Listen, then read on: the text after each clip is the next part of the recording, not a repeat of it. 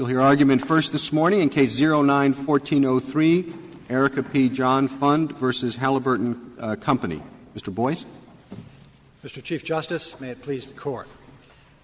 The district court below found, and it is not disputed here, that the plaintiff fulfilled all the requirements of Rule 23A for class certification. The district court also found, and the Court of Appeals affirmed, that the plaintiffs demonstrated all the requirements for class certification under 23B3 except for the Fifth Circuit's loss causation requirement. The court below recognized that whether or not there was an efficient market was not disputed. It was conceded that we have an efficient market here. There were no challenges. Boyce, if I could just stop you there. Certainly. What if that had been disputed? Is that something that can be disputed at the certification stage? Yes, Your Honor. Mr. Boyce, what's the difference then? Why could that be disputed at the certification stage, but not the question of price impact? Because the issue of efficient market goes to the presumption of reliance.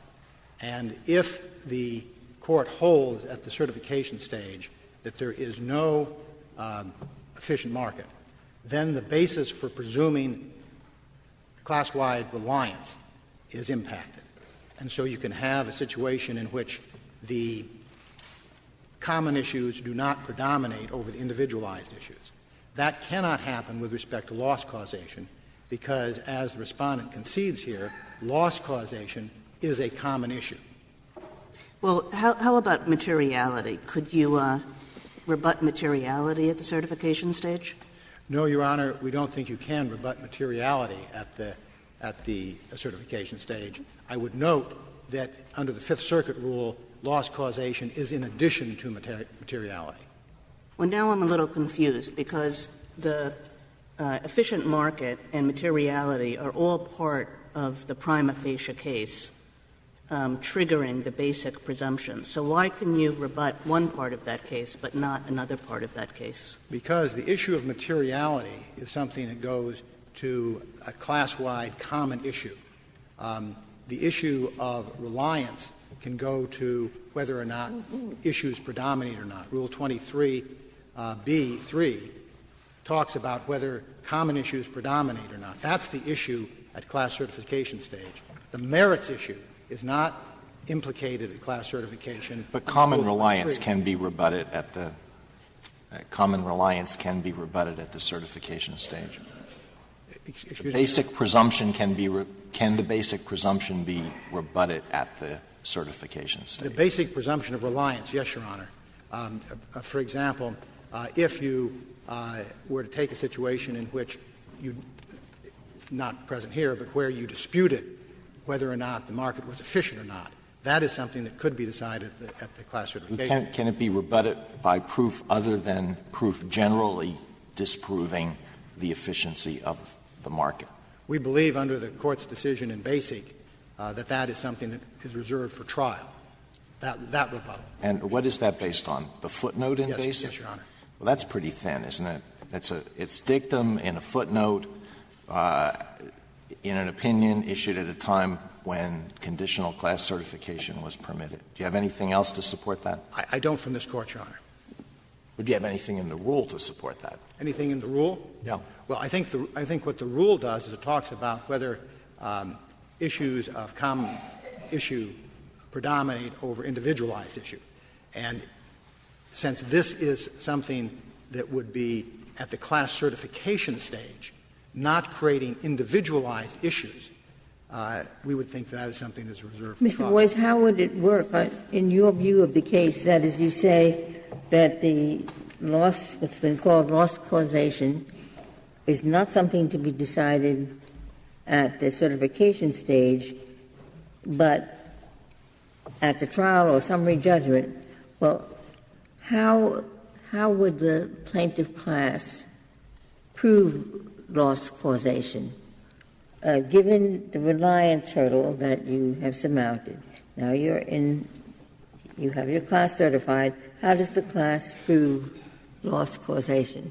As this Court indicated in Dura, in order to prove loss causation, you must demonstrate that you had either an increase in the prices, and this assumes that you are concealing negative information. The reverse would be true if you were concealing positive information. An increase at the time that the concealment took place, or a decline when the actual facts were revealed. And it would be required at summary judgment by a summary judgment standard, and at trial by a trial standard, and at the pleading stage by a pleading standard for the plaintiff to make out that case. In other words, there are 3 times loss causation is tested: pleadings, summary judgment, and trial. The question is whether a 4th test should be interposed at the class certification stage. Counsel, doesn't a lack of response to a disclosure, couldn't it be in some situations reflective of an inefficient market? Yes, Your Honor, I think it could. I think that you could very well have a situation in which, if you demonstrated a lack of response, that could impact the issue of efficiency. And I think that would be an issue that in a proper case, where, unlike this one, it was presented. Why is this case, why can't you pigeonhole this case into that argument, which it appears what the respondents have done is move away from the loss causation proof and gone to the issue of whether they rebutted reliance or not? The problem is, as the Fifth Circuit noted at page 335 of the F3rd reports, efficiency of this market was conceded below. In other words, the respondents conceded that this market was efficient. So that issue was not presented, and the rebuttal issue was not presented in this case. Mr. Boyd, you talked about loss causation. The respondents assert that that's not what the Fifth Circuit was really doing, that really they're just trying to rebut the presumption, essentially, of basic by showing that at the far end there was nothing that could justify the presumption. Would you be satisfied if we just said that we agree with you that the requirement to prove loss causation is no good, and send it back to the Fifth Circuit, and then let the Fifth Circuit adopt the theory that respondents assert they have already adopted? I mean, it's sort of a Pyrrhic victory, it seems to me, if you have us just disapprove loss causation. Well, it depends on how the Fifth Circuit then construes reliance. Well, they would construe it the way respondents say they have already construed it. Right. Your Honor, I think that if they simply changed the wording and called loss causation reliance, obviously it wouldn't make any difference. But as this Court indicated in Basic and just last month in Matrix, loss causation and reliance are 2 distinct elements. And the reason that's important in this particular context is that reliance can create a situation where you have individualized issues predominating over common issues. Loss causation can't, because as respondents concede here, loss causation is a class-wide issue. There is loss causation or is not loss causation. That, as this Court held in Dura, is an element of the merits case. It is one that we must prove at all 3 stages, pleading, summary judgment, and trial. But it is not something that goes to the Rule 23 standard. I think what you've said is that there's really no difference between loss causation and what respondents assert that the Fifth Circuit found. No, Your Honor, I did not mean to say that. I think that there is a difference. I think there are 2 differences. There's a difference between what respondents say and what the Fifth Circuit says. The Fifth Circuit talks about loss causation, says it's in addition to efficient market, does not talk about reliance. Right. There's also a difference between what respondents say and what this Court has said in Basic and Matrix and the other cases in terms of what is required to prove for class certification.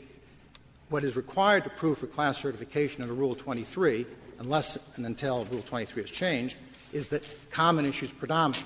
Common issues will predominate even with respect to what the respondents here argue. Because what they argue, just like loss causation, is a common issue. Okay, but you would want us to say that and not just say that loss causation. Yes, Your Honor. Yes, Your Honor. How do you see, or what difference do you see between their loss causation evidence and an inefficient market? Could they, assuming there was no stipulation in this case, do you see any difference in how they could use the fact that other information affected the market and not this one? Or is it your theory of the case that there is no evidence that they could marshal to show that this is an inefficient market? I don't believe, under this Court's decision in Basic, that given the actual objective facts that have been admitted, it's a very public market, very widespread distribution of information, a lot of analysts are reporting on it. I don't believe that as a objective factual matter they would be able ever to demonstrate that this was not an efficient market. If you had a much smaller market, indeed, if you had a market, as the Court was considering in Basic, which was a much smaller market, much less public, much less analyst support, there may be areas in which they could rebut it. But I think, given what we all know about the Halliburton stock, widely traded, large number of shares traded, a lot of analysts, a lot of public information, I don't believe under this Court's decision in Basic you could conclude reasonably that that was not an efficient market. What do you say to the following argument, that there are some economists who say that even in a market that is generally efficient, there can be instances in which the market does not incorporate certain statements into the price of a stock, and therefore, even when it is demonstrated that the market meets the test for efficiency that the lower courts have settled upon in the wake of Basic, the defendant in a class action where there is reliance on the Basic presumption should be permitted at the class certification stage to prove that the allegedly fraudulent statements had no impact on price, and by doing that destroy the theory that the class relied on the statements because they relied on the price which incorporated the statements. I think, Your Honor, that if you have a situation in which the proof is class-wide, it is something that goes only to summary judgment or trial, does not go to the class certification stage. With respect to the issue of whether somebody is relying on an efficient market, that is distinct from whether a particular statement was or was not actionable. In other words, the summary judgment issue, the trial issue, is whether the particular statement was actionable, and that includes all of the things that the Court identifies. But those issues are going to be, if there is an efficient market, class-wide issues. In other words, it's not going to be the case that in a particular instance a statement did not get into the market will affect only one member of the class. It's going to affect all members of the class. Because it is something that is common to all of the class members, Rule 23 says that is something for trial, not for class certification. Well, whether there is an efficient market is also common to all members of the class. So why would you make an exception for that? Because if there's no efficient market, then individualized issues are going to predominate. That is, the test under Rule 23 is whether individual issues or common issues are going to predominate. If you destroy the efficient market theory in a particular case, then individual issues of reliance can predominate. However, that can't happen with respect to loss causation or price distortion or any of these other issues that are fundamental to the merits and are common to the entire class, because the if there's no loss causation, there's no cause of action. As this Court held in Dura, there must be loss causation. So if there's no loss causation, there aren't any individual issues to adjudicate. If there are no more questions, I would save the remainder of my time for rebuttal. Thank you, counsel.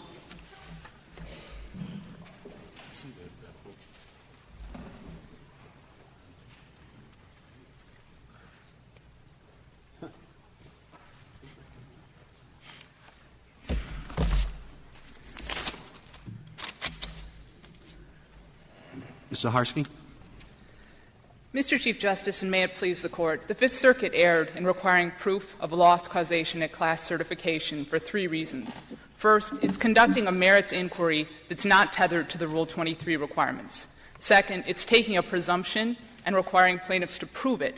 And third, it's confusing the distinct elements of reliance and loss causation. Just to start in with some of the Court's question, first, Justice Scalia's, does the Court require proof of loss causation? The Fifth Circuit could not be more clear.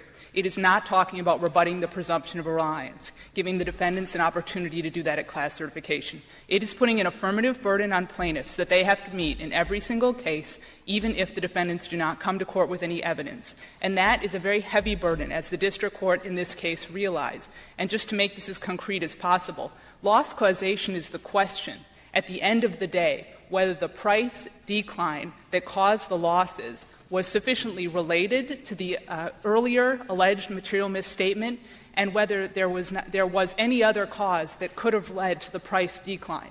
So if a plaintiff cannot come in and prove loss causation, there could be many reasons for that. It may be because the market is not efficient. It could also be because there's no material misstatement. But it could also be, as this Court recognized in Dura, that there was a material misstatement. It did inflate the stock price, but then other causes, such as a bad economy or other news about the company, came along, and that's what caused the stock price to drop. But you acknowledge that if the cause was the fact that the market was not efficient, that could be raised at the certification stage. Well, that's certainly what the Court suggested in Basic, and what the courts of appeals have done is to say that that's a threshold showing that is sufficiently collateral to the merits that it needs to be made so that the presumption can be invoked in the first instance. But these ideas about rebutting the presumption by showing that at the end of the day the plaintiff can't prove its case, these are things, as Mr. Boyce said, that stand or fall on a class-wide basis. And the real problem with the Fifth Circuit's decision is that it did not tie its proof of loss causation to the requirements of Rule 23. Everyone agrees here that loss causation stands or falls on a class-wide basis. Well, the rule isn't, I take it, or correct me if I'm wrong, that simply because the issue is on a class-wide basis, it can't be challenged at the certification stage. I mean, we don't have a rule that's that broad, do we? Or am I missing the point? Well, that's what Rule 23's 23b3, which is the one at issue here. The question is, do common issues predominate over individual ones? What you're trying to answer is, can this group of people proceed together, not can this group of people make out their case? But suppose there's no demonstrated basis that that common issue exists.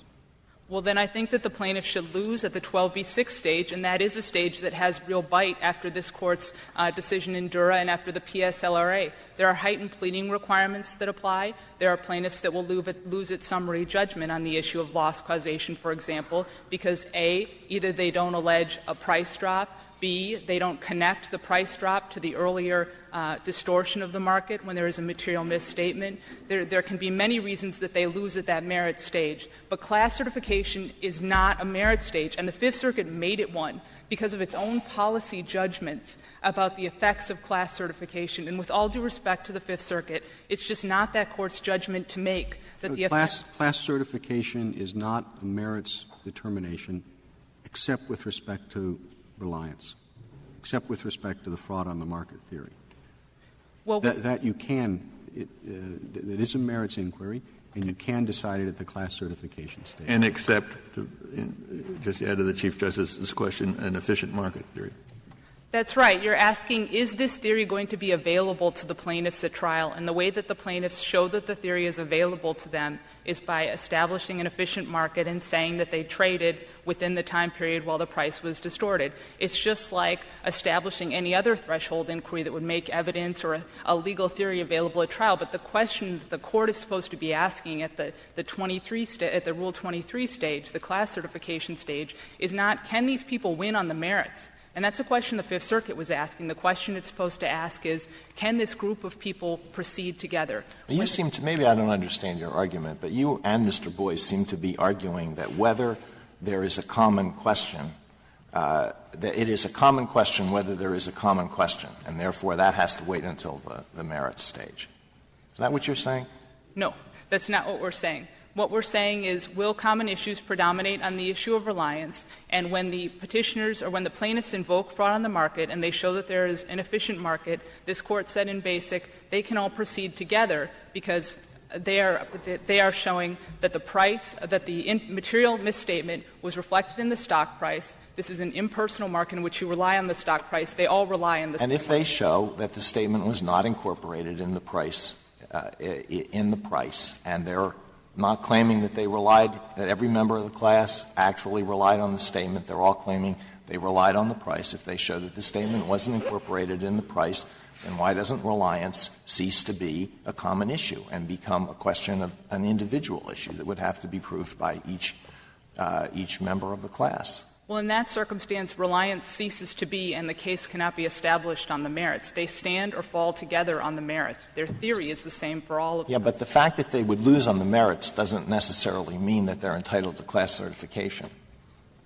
Right. They're entitled to class certification if they have a common issue. And what the Court said in Basic is that if they set out the prerequisites for the fraud on the market, which the Court of Appeals agreed were met in this case, that they could proceed together. That threshold showing is required. Justice Kagan, I take your point that there is — that even the question of whether the market is efficient is a common one. So perhaps one could logically say, well, they have a common issue on the efficiency of the market. Why should they even have to show that at class certification? But this Court said in Basic, and the Courts of Appeals have said, it's reasonable in that case, since it's so divorced from the merits, to require a threshold showing to even allow them to invoke the presumption at the outset. But that is very, very different from what the Fifth Circuit said in this case. The Fifth Circuit in this case said, basically prove your whole case. You don't just have to prove that there was a price decrease. You have to prove that there was an initial material misstatement, that it distorted the stock price, that it led to a price decrease, and that the price decrease can't be shown by any other superseding cause. It's essentially, as the Seventh Circuit said. Can you do this in reverse? I mean, suppose the class comes in and instead of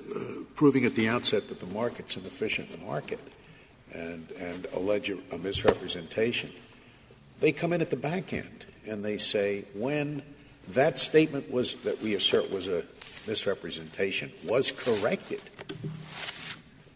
the price of stock went down and we lost money. Now, it seems to me you would have to argue, well, that's a good allegation if it's an efficient market, which is a common question, right? Right. So they can certify under Rule 23 by using the back end. Instead of proving the efficient market, they can prove that there was a statement correcting the alleged misrepresentation, the price of stock went down, right? And they can certify the class. No, the Court said — Why not? It'd be a common question whether the market's efficient or not. This Court said in Basic that in order to establish the presumption that you need to show the efficiency of the market, the trading during the relevant time period. I agree with you that They're not relying on that assumption. They come in and show there was a correction of what we alleged was a misstatement. The market went down. That's all that they allege. And, of course, that proves anything only if there's an efficient market. But that'll be a common question to the whole class, so we'll save that for later. Well, with respect, just alleging that the market went down would not be enough to show that there was an initial price distortion because of the company's material misstatement. Stock prices can go down for any number of reasons. There's a significant linkage that's required between the initial material misstatement and the eventual loss. Oh, but they assert that. They assert that the reason it went down was because of the initial misstatement. Certainly in the courts of appeals now, that's not the way the plaintiffs proceed. The way they proceed I understand is on the that. I'm just saying that it seems to me it's a crazy way to run a railroad. I don't think that's... If you can allege what's up front, you can allege what's in the back. And what's up front becomes a common question. So you certify the whole class. With respect, Your Honor, I mean, if you'd like to expand even beyond BASIC and allow class certification, but the courts of appeals have used BASIC for 20 years. Congress is well aware of it and has not seen fit to change it. This is the way that these cases proceed. This Court, at the time of BASIC, recognized that every court of appeals had thought that it made sense to proceed in that way using the fraud on the market theory. This is well established, and just to be clear, respondents never suggested in this case that BASIC should be revisited. This is not an issue that the courts below considered. This is not an issue that was fully briefed, and it's not something that we think should be considered. The problem in this case is that the Fifth Circuit took it upon itself to tighten the Rule 23 requirements. It was not satisfied with the rules as they exist, and it took the class certification stage and turned it into a merits inquiry stage. It required plaintiffs to prove almost their entire case at this stage of the litigation, and that just wasn't right because the class certification stage — can I finish this? Is about whether plaintiffs can proceed as a group together, as the Court and AMCED said they often can in securities fraud actions. The judgment should be reversed. Mr. Sterling. Thank you, Mr. Chief Justice. May it please the Court. BASIC recognized that absent the class-wide presumption of fraud on the market reliance, individual issues of reliance predominate as they do in any other fraud context. Consequently, when a district court, after the rigorous analysis required by Rule 23, finds that the presumption is unavailable or rebutted, reliance ceases to be a class-wide issue. What in the Fifth Circuit's decision puts this inquiry into the reliance prong, and where did you argue it this way below? We argued it below based upon the premise in BASIC that the presumption is rebutted when there is proof that the market price did not distort. Could you give me a place in the record where you actually said that, as opposed to relying on Oscar to argue that the Fifth Circuit was right in addressing as a merits question whether the plaintiff had proven loss causation?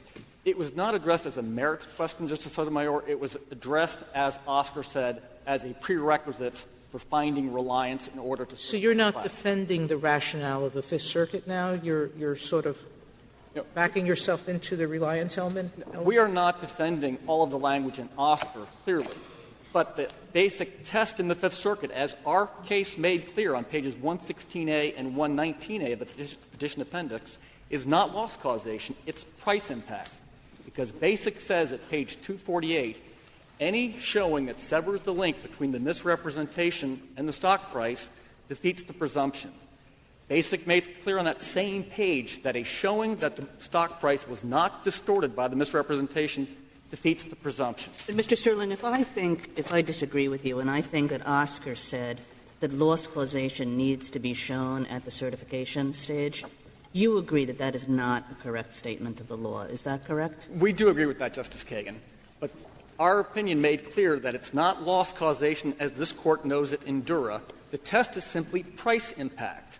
And the Fifth Circuit recognized, and the Fund recognized this below on page 551A of the Joint Appendix, their only burden under the Fifth Circuit case law was to show price impact. And they could show it either of two ways. Their papers show this, page 116 and 119A of the Joint Appendix. They can show price inflation upon a misrepresentation, which, as this Court made clear in Dura, is not synonymous with loss causation. Or, failing that, and they could not show that here because their own proof showed that none of the alleged misrepresentations moved the market. So the alternative way to show price impact is simply to show a price decline following a corrective disclosure. And while that showing is similar to loss causation, it's an easier, less rigorous showing of loss causation. Because under the price impact test at the Fifth Circuit, all the plaintiff needs show is that it's reasonable to infer that some portion of the decline was attributable to the revelation of the truth. Mr. Sterling, I wasn't sure what argument you were making in your brief. One possible argument you could be making is that the plaintiffs have to show a price impact. Another possible argument you could be making is that you have to have the opportunity to rebut the plaintiff's use of the basic presumption by yourself showing that there was no price impact. And you seemed often to be saying the first, even though I would think that the second is the most you can make as a plausible argument. If we suggested the first, Justice Kagan, I apologize because we did not intend to. Basic puts the initial burden on the defendant to show the absence of price impact, showing that the presumed fact does not exist. Once that threshold showing is made, the burden remains on the plaintiff under Rule 301 and Rule 23 to show by a preponderance of the evidence that the market price was in fact distorted. But the way the Fifth Circuit wrote the decision, Fifth Circuit seemed to be saying, plaintiffs, you didn't show an initially false representation, and you plaintiff, didn't show a corrective statement that caused a price drop. As I read the Fifth Circuit's decision, it says, plaintiff, you failed to prove one of the two things that you would have to prove. And you say no, that they really put the burden on defendant, the Fifth Circuit put the burden on defendant and found that defendant had met it instead of the other way around? We agree, Your Honor, that the Fifth Circuit put the initial burden of production on the plaintiff, and that's contrary to Basic. We agree with that. However, in terms of the Fifth Circuit's language that I believe Your Honor is referring to, that is when the Fifth Circuit was discussing the alleged corrective disclosures. Because the plaintiff could not show that any of the alleged misrepresentations moved the market, they had to rely upon what they claimed were corrective disclosures. That was the only way they could show price impact. The Fifth Circuit at various times looked at each of the alleged corrective disclosures and said, that's not a corrective disclosure because it doesn't reveal the truth in any way. It's bad news, but it's non-culpable bad news. It doesn't in any way suggest that Halliburton said something during the class period that was false. Can I'm trying this question out and try to give me your best answer. And if I don't have it clear enough, just forgive it and go on to another. All right. As I'm understanding this case with Basic, the idea is there's a presumption. Somebody lies and says there's an oil well. I found oil in. A lot of people buy in the stock market. Turns out there was no oil, and a lot of people say they lost money. All right. The point of the stock market presumption is to say, Smith, you're a typical plaintiff. And this presumption is going to help you by the following. We're going to say what happened to the typical person on the stock market during that period happened to you. And there are a lot of people who bought and sold on the stock market. And that's why efficient markets is needed to show at the certification stage. Because if there weren't if that isn't shown, the whole thing falls apart. But what you're just saying on terms of whether the revelation lowered the price has nothing to do with the question, what happened to the typical person, Smith, happened to you. Nothing to do with it. It has to do with whether anybody was hurt. Now, that has nothing to do with the certification stage. That's the win or lose stage. Now, that's how I'm understanding it at the moment. So what's wrong with the way I understand it? Yeah. Justice Breyer, the problem is we're back to reliance. Basic created the presumption as an exception to the long understood rule that fraud cases were not appropriate vehicles for class actions because each individual would have to say, Mr. Smith, in your hypothetical, I read Halliburton's statement and I relied upon it. Basic said, because that's so impractical, cases would never be certified, we're going to say, we're going to assume the entire market is like Mr. Smith, and Mr. Smith relies on the integrity of the stock price when the stock price is distorted by the misrepresentation. But if the stock price was not, in fact, distorted by the misrepresentation, it makes no sense to say everybody relied on the misrepresentation through its effect on the stock price. Which means you would lose. Which means that the plaintiff would lose. Mm-hmm. But it doesn't mean that there is not a common issue, that the latter question, whether in fact the market was affected or not, is not a common question. Rule 23 only requires that there be a common question. But, Justice Scalia, Basic sets forth a special rule. Basic is an exception to the long understood rule about the non-susceptibility class action to class treatment of fraud cases. Basic says it's not just enough to allege the operative facts, and we will presume reliance. Basic says you have to plead and prove them. And all of those operative facts are subject to common proof. The efficient market. Efficient market applies to everybody. It's common proof. Everybody recognizes, everybody agrees. Mr. Boyd said so today, and the government said so today. If the district court does not find that the market for the stock is efficient at the class certification stage, you can't certify because it's not reasonable to infer then that the misrepresentation was translated into the stock price. Materiality is another requirement under Basic. It's a threshold condition. Again, common proof. All the courts except for the Seventh Circuit agree materiality must be proven at the class certification level. Same thing for whether the misrepresentation was public. If it was not publicly made, it's not reasonable to infer that it had an impact on the stock price. All of these operative facts are subject to common proof, but Basic says unless those facts are proven at the class certification stage, the presumption of class-wide reliance doesn't apply, and individual issues of reliance predominate. The same must be true for rebuttal proof. Basic says 8 times that the presumption is rebuttable. And it makes no sense at all to rely upon these indirect or surrogates, circumstantial proof of whether the misrepresentation moved the market. That's all these are. Materiality, whether it was publicly made, whether the market was efficient. These are all just surrogates for whether it's reasonable to believe or to infer that the stock price was, in fact, distorted by the misrepresentation. Well, could you explain to me why in this case it's not reasonable to believe? Meaning, assuming the truth that there was falsity in the statements made, those alleged. Because I'm sorry. Assuming truth to those statements, why wouldn't a market react to corrective measures?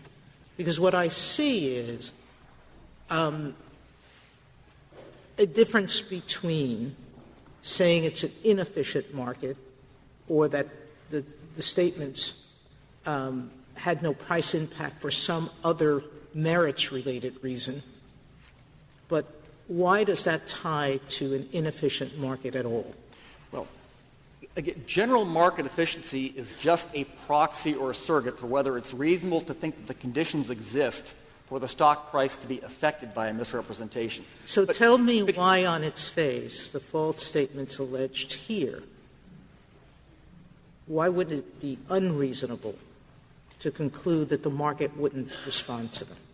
One reason is because the market deemed the information to be immaterial.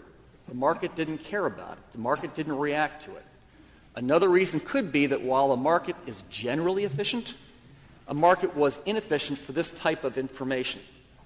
Well, but you conceded efficiency below, so you've sort of given up that argument. We conceded efficiency below because, candidly, their own proof showed that none of the misrepresentations moved the market. And what we have here is not circumstantial proof of general market efficiency or materiality or whether the statement was public. Here there was direct proof that none of these misrepresentations moved the market. And that is the whole premise of the basic class-wide presumption of reliance. Basic itself says if the stock price was not distorted by the misrepresentation, you can't say the entire class relied upon the misrepresentation to the stock price. And that's exactly what we have here. It is the DNA proof. And it makes no sense for district courts to be certifying class actions based upon this indirect or circumstantial proof while ignoring the direct proof of the absence of price impact. And in effect, what they're asking this court to do is to extend Basic. Basic itself is a judicially created presumption designed to make a judicially created cause of action easier to be maintained as a class action. Now, it was one thing for courts decades ago to imply a private cause of action under 10b, and it was another thing for this court to create a rebuttable presumption of reliance in Basic in order to make it easier to maintain these cases as class actions but it would do violence to Stone Ridge's admonition that the 10b cause of action ought not be further expanded to now make that rebuttable presumption of reliance irrebuttable at the class certification stage. But your argument seems to say to get a class certified, you have to virtually prove your case on the merits. You leave almost nothing over. I mean, if you've won the class certification on your basis and you've shown the material misleading and the price drop as a consequence, the efficient market first, you've shown all that, what else is left on the merits? You win on the merits if you win certification. No, Justice Ginsburg, that is not our position. Our position is in order to get the class-wide presumption of reliance, it's the plaintiff's burden to plead and prove, upfront as threshold facts, a public misrepresentation that was material made in an efficient market. However, the defendant has the right at the class certification stage to rebut that presumption by any showing, to quote Basic, that severs the link between the misrepresentation and the stock price. When that threshold showing is made, the burden is back on the plaintiff to demonstrate the necessary linkage. It's not a finding on the merits. A determination at the class certification stage is simply one of whether the Rule 23b3 predominance requirement is met and whether the class can appropriately proceed as a class as opposed to in the traditional individual fashion. And that finding is not binding on the ultimate finder of fact. But, Mr. Sterling, maybe this is just to repeat Justice Ginsburg's question, but what else is there? I mean, what would not be proper to introduce in the way that you're talking about at the certification stage? Falsity, scienter, actual proof of loss causation, and damages. The Fifth Circuit suggested that scienter could come in at the certification stage. You're disclaiming that? Actually, footnote 35 of the Fifth Circuit opinion makes clear that it does not require any scienter. The Fifth Circuit says in analyzing what is or is not a corrective disclosure, it says it has to do something that suggests that a statement was made that is potentially actionable was false. Otherwise, it's not a revelation of the truth. And all of that is, again, is a second way under the Fifth Circuit's test of showing whether there is the necessary price impact to justify certifying the class or, alternatively, to determine that individual issues of reliance predominate. And allowing the defendants to rebut the presumption of reliance at the class certification stage is consistent with this Court's class action case law and with Rule 23. This Court has consistently said that the Rule 23 requirements are not to be presumed, they're not to be assumed, they have to be found. Actual conformance is the only requirement we're talking about is B3, because it's not argued, and the district court found that all of the 23A requirements were satisfied. That's not disputed, right? Correct, Your Honor. But 23B3 requires a court to make a finding that predominance exists. And the 2003 amendments to Rule 23 make clear that a court should not certify a class unless and until it is satisfied that all of the Rule 23 requirements are met. And it makes no sense to say that a court is going to conduct this rigorous analysis and make the Rule 23b3 findings without considering the defendant's rebuttal proof of whether, in fact, there was price impact. Because Basic itself says if there is no price impact, the presumption falls away, individual issues of reliance predominate, and the class cannot be certified. On your rebuttal proof point, you said just now that all you had to do was come forward with some evidence, but that the burden remains on the plaintiff. Is that what kind of evidence do you think you have to come forward with in order to flip the burden back to the plaintiff?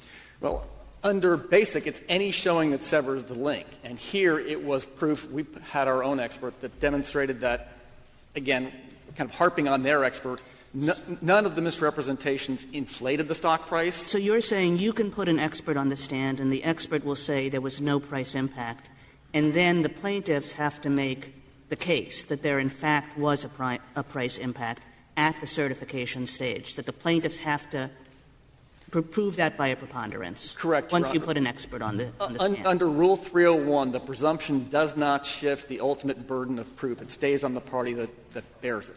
And that's consistent with Rule 23 as well, which puts the burden on the plaintiff to prove all of the Rule 23 elements exist. Well, that does suggest that the basic presumption isn't worth much in your world. That you put an expert on the stand and the basic presumption falls away, and the plaintiffs actually have to prove their case at that very early stage that there was no price impact.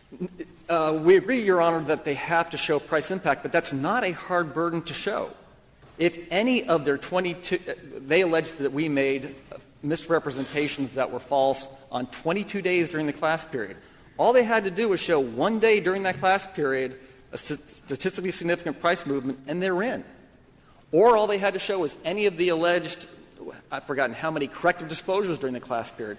Any one day, if there was a meaningful price movement that a court could infer was related to the revelation of the truth, that's all they need to show. But they couldn't show that. Counsel, I suppose if you prevail and a defendant tries to establish at the certification stage that there's no loss causation and loses, then that's law of the case, and you've missed the 3 opportunities that Mr. Boies was willing to give you at the pleading stage, summary judgment, and the merits. That issue's out of the case if you lose, right? No, Your Honor, because the finding at the class certification stage is not binding upon the ultimate fact finder. So if the court determines by preponderance of the evidence that reliance is not there, if the case goes to trial and an individual plaintiff brings his or her own case based upon subjective reliance, that court's determination at the class certification stage is not binding on the jury. What if there's no new evidence? One of the objections to your theory is that you don't have discovery at the certification stage. What if you have no new evidence to put on at later stages? It's possible that the jury would agree with the judge who made the determination at the class certification hearing. It's possible that the jury might not. But the discovery issue, Your Honor, is a complete red herring, because Rule 23 makes clear that the district court has ample discretion at the class certification stage to allow discovery into the merits to the extent that they are relevant to the class certification issue. And more importantly here, the fund never asked for discovery. In fact, when the fund filed its motion for class certification on page 139A of the joint appendix, the fund said no discovery is needed to resolve this motion except for expert discovery. The fund never asked for discovery at the district court level. The fund never asked for discovery at the Fifth Circuit. The only time they had ever hinted that they wanted discovery related to the class certification issue was at this court.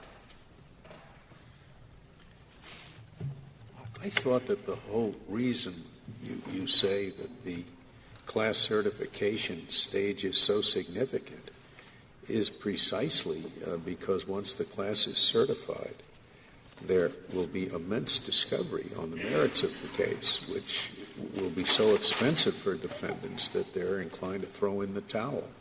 Now you're telling us that you want to move discovery up to the class certification stage? I mean, Justice Scalia, that was not my point, and I apologize if it came out that way. Well, I'm sure it wasn't your point. But all I was suggesting that if a plaintiff were to say, Your Honor, to the district court, we think we should not have the class certification hearing yet because we need some discovery on point A, B, C, which did not happen here. The district court can say fine, or can say I don't think you need it. Okay. But the premise of your question is certainly correct.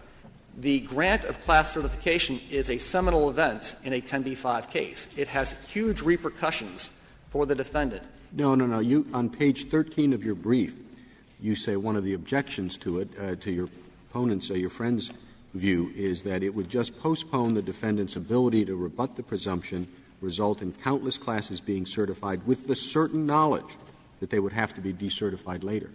Well, if it's so certain, then there's no interiorum effect. That's assuming that the defendant has the wherewithal to stick it out through it all. But the sheer grant of class certification, which aggregates hundreds, tens of thousands of these claims together in one big case, makes every one of these cases, in effect, a bet the company case. and it puts huge settlement pressure on the defendant. I mean, in this case, Halliburton had 440 million shares of stock outstanding during the class period. The class period lasts 2.5 years. It's easy to do the math and see that had this class been certified, there would have been huge pressure upon Halliburton to settle.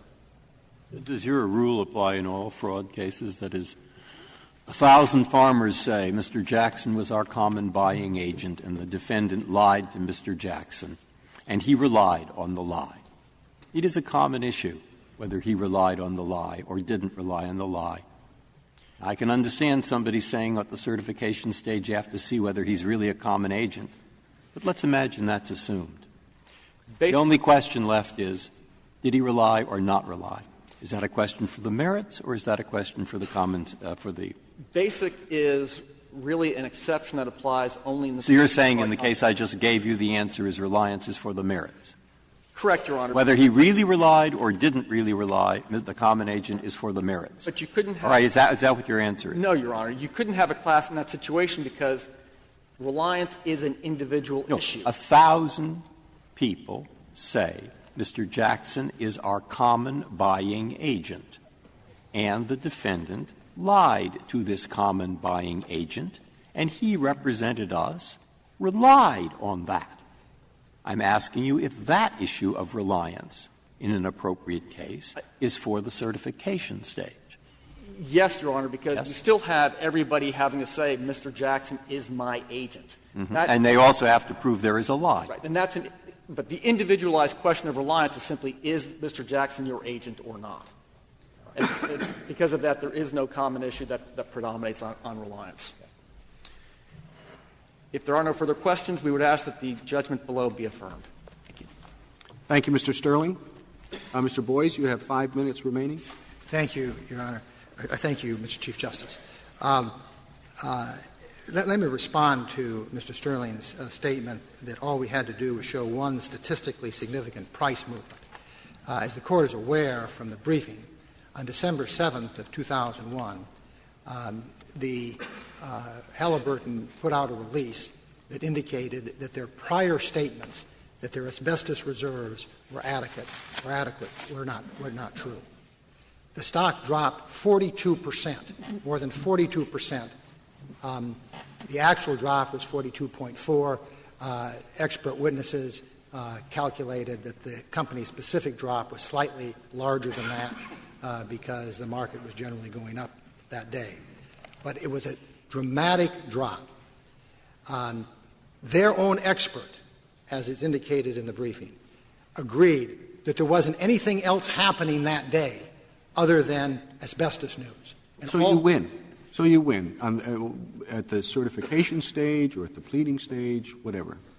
So why is it such a big deal to you here? Because under the Fifth Circuit rule, and I understand that counsel disavows the actual language of the Fifth Circuit rule, but it was that language that the district court relied on in failing to certify the class.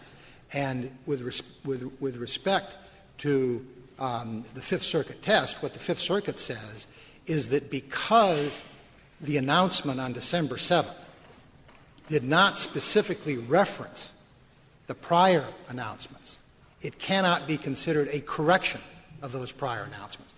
And indeed, the Fifth Circuit goes even further, and this is at page 338 of the FSUP opinion. It says, quote, "The district court must decide whether the corrective disclosure, more probably than not, shows that the original estimates or predictions were designed to defraud." So what the Fifth Circuit is doing is it's bringing even the defrauding aspect, not just the falsity aspect, but the defrauding aspect, right into the class certification stage. And I think Justice Scalia's question was exactly on point with respect to discovery, because either they're going to make these merits decisions without discovery, or you're going to have all of the discovery before you have the class certification. It's got to be one or the other. And in either case, what is happening is you're converting what Rule 23 says is an issue as to whether common issues predominate into an issue as to what is the strength of the merits claim that the plaintiff has. And while it is true reliance is part of the merits claim, the reason reliance is different is because reliance, if there is no reliance, if there's no efficient market, then reliance can make individual issues predominant. But when the only issue is not a step issue like efficient market, but is a direct merits issue, there isn't any way that you can make individual issues predominate regardless of how you decide it. And loss causation and price distortion are both those kind of common issues. And counsel says he doesn't defend the actual loss causation statements of the Fifth Circuit. And what I would ask is when the court, if the court does decide to send it back, that the court look at what the right standard is for the court below to be applying when it deals with class certification. And I would urge the court that when you have pleadings, summary judgment, and trial tests for merits questions, then you don't need another merits test at the class certification stage, even if Rule 23 permitted it, which we don't think it does. What Rule 23 is designed to do is simply say, are individual issues or common issues going to predominate? And all of the class have the same loss causation, have the same price distortion issues. If the court has no more questions, that completes my argument. Thank you, counsel. The case is submitted.